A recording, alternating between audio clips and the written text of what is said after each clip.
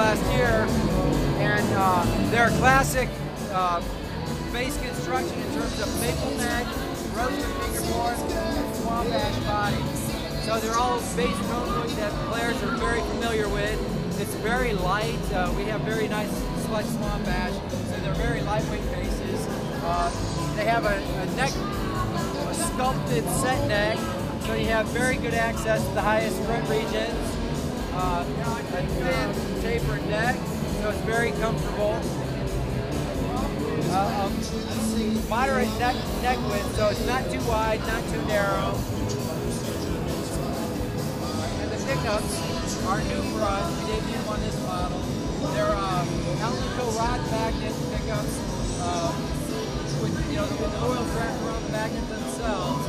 And then we also offer the fat cap option on these as well. So what that does is allow you to have more of that scooped mid-range with the slap and pop and that style of playing. But it mostly affects the upper regions, frequency regions. So when you're tapping it, you don't have a volume loss. It's just that tone shift. Yeah, so you can do your slap and pop thing, pull that up, and still carry the low end without dropping out. They're also hum canceling when they're both single coil as well because they're reverse mono. High output. Yeah, high output, but still a vintage kind of character. And they don't sound, well, a lot of people say they sound active. They'll ask where the battery is, and we say, there's not a battery. Yeah, so that's very cool. And then we also feature the Babbitt bridge on there. So you don't have hex screws to adjust it. There's a rotating cam. So it's a full contact bridge for better sustain and tone transfer. Awesome. Okay. We have the SG Supra, which is the SG version of the Les Paul Supreme. So it's our top of the line model SG. It has the Supra headstock inlay, multi-bound headstock veneer, the split block fingerboard inlay, and the Richlight fingerboard. 357 classic pickups and 57 classic in the bridge for balanced output. We also have the Fishman power bridge and power chip assembly. Okay. So you have your acoustic sounds on board as well. Oh. And the controls, if you look at it, it looks like a very traditional SG. So you have two volumes, one for the bridge, one for the neck, master tone for all the magnetics, and then for the middle pickup, instead of like we've done in the past where in the center it's the middle of the bridge, now we're using the talk pot, so it's a pot to blend in the middle pickup. So now you have more features, and it works in whatever selection you're in. So for instance, at the bridge, you have bridge, rotate it clockwise, now you have both. In the center, clockwise, now you have all three. Here, those two. So if it's counterclockwise, it's a conventional two pickup SG. Blend in the middle, now you have all three. The volume, which would normally be the tone control for the neck pickup, is now the volume for the acoustic Fishman piezo bridge. So you can blend that in, mix it with your magnetics, or turn your magnetics off and use only the piezo. It has this Fishman power jack, so you can use a mono cable or a stereo cable and run it out into two stereo amps. So, Never seen that switch before. Yeah. So we adopted that technology from our FBX, and that's one of our benefits of the technology that we've developed with the FBX.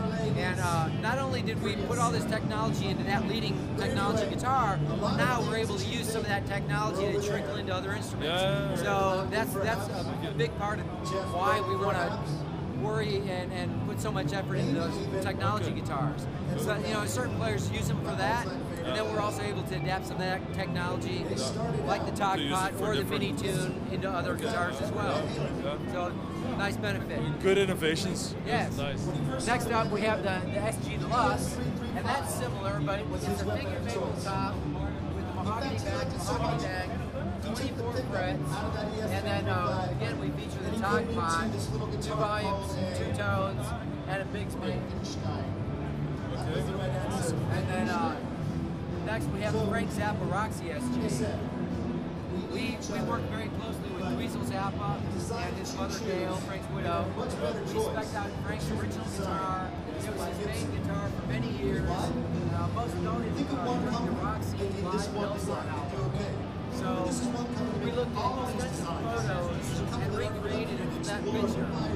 Or from all those pictures up from that point.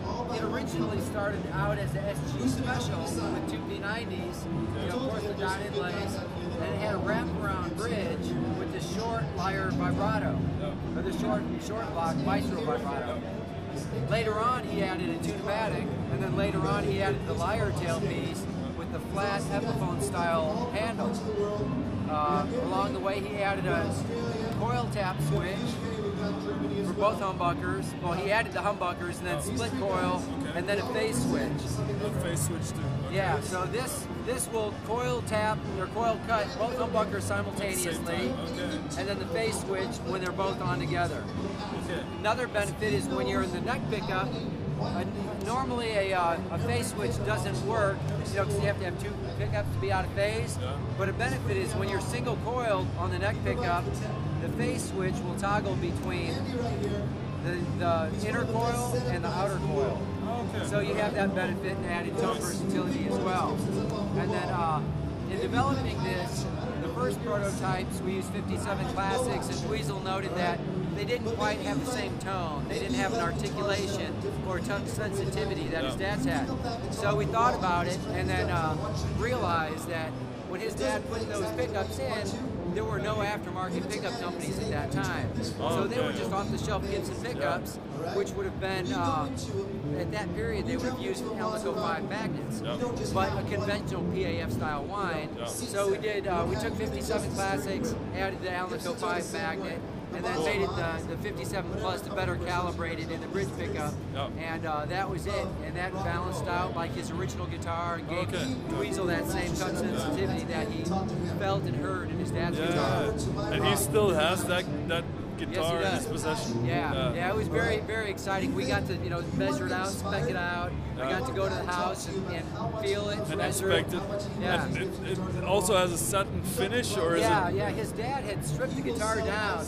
That's why on the headstock it's just raw wood, because he sanded it down and sanded the neck down and just had a light seal coat on it. The neck is very slim. It's kind of like a 60 Slim Taper, but a little bit thinner and a little bit more oval and rounded on the fingerboard. So we took all the dimensions and contours and recreated that. We kept that thin satin finish. And again, on the body, as you can see, it was kind of like the faded cherry with just a very light seal coat on it. It looks like a guitar I have at home. I still have a 1963 original Gibson SG, lyre vibrato, but it was sanded down, so it's brown and it looks a little like this. Yeah. But it's really worn, but it's still a cool guitar with the original pickups and stuff. So it looks a little like this. Yeah. Yeah, we're real excited. Dweezil's been playing the prototypes since last spring, almost a year now. And plays these on the road. Yeah. Oh, okay. So he took the first prototype out. He was blown away and really enjoyed it and played it hard throughout the tour. And towards the end of that tour, Zappa Plays Zappa, we went out to Chattanooga, Tennessee, and delivered the second prototype with the new pickups in it. And he plugged it in and compared it, and you could hear the difference, and he felt the difference. And 10 minutes later, he was out on stage with that prototype. That's cool. Played it the entire show. Awesome. So awesome. yeah, he's happy, and we're very happy and proud to be part of that. Cool thing. Yeah. Nice. Yeah, so that's about it. That's about it. We have the mini tunes. Okay. SG tribute series on the 50s, 60s, 70s, and future tributes. Okay. And Awesome. the 225. Special models. That's the 225 is a double cutaway nightclub. So we did the one humbucker, which is the 30 finger plus, which is a refined 30 finger, so it's a little bit tighter sounding, not quite as smooth sounding, and then a little higher performance. It's a short block, micro vibrola tailpiece, single volume, single tone, push pull to coil tap the dirty finger, and then P90 in the neck position. Awesome. It's available flat with the pinstriping, antique natural, and transparent cherry. real radical design. Yeah, it is. And this one comes with a B-bender. Yeah, the Blessed Paul B-bender. This was designed and developed with Joe Glazier, who's a noted bender specialist. So this was his latest creation, and he worked very closely with us in refining that design and adapting it to our guitar. So we have tapped P90 pickups, so you can get the fat P90 tone, or a spankier, thinner single coil tone. Swamp ash body, maple fingerboard, maple neck, satin finish, very fast feeling guitar, and a lot lighter weights than some of the other bender systems. And you can adjust the pitch and the tension of the bender, through the controls here and through here. And it's also convertible from a B bender to a G bender. So it's a very good design. Another benefit I like to say is that if you think about the way a bender works, you're strapped on, you pull it, right? Well, unlike some others, this one is glued in, so you don't have to worry about tugging on a bolt-on neck and loosening that. So that's another benefit to that design. Good one. Yeah. Okay. Thanks a lot for the tour. Yeah, sure. And, very nice to spend time with you. Thank Glad you. you can see the new product. Yeah.